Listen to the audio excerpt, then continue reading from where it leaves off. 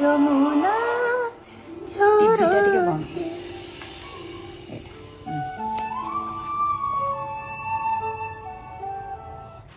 ତୁ ଗା, ଗାଇ ପାରୁନି ଏତେ।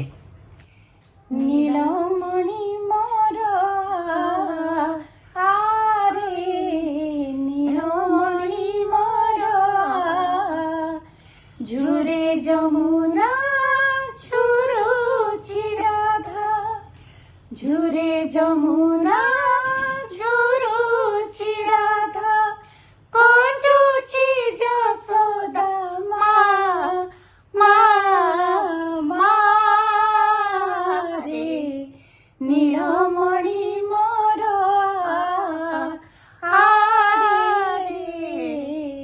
ନୀଳମଣି ମୋର।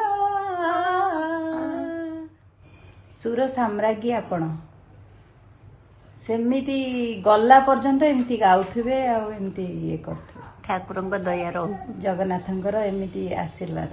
ଆପଣ ଆଗରୁ ଜଗନ୍ନାଥଙ୍କୁ ହିଁ କେବଳ ଇଏ କରନ୍ତି ନା? ପ୍ରଥମରେ ଆପଣଙ୍କର ଭଜନ ହଉଛି ଆରମ୍ଭ କାଳିଆ ଠାରୁ। କାଳିଆ ତ ସବୁ କିଛି ତାରି ଇଚ୍ଛାରେ ଚାଲିଛି ଆଉ।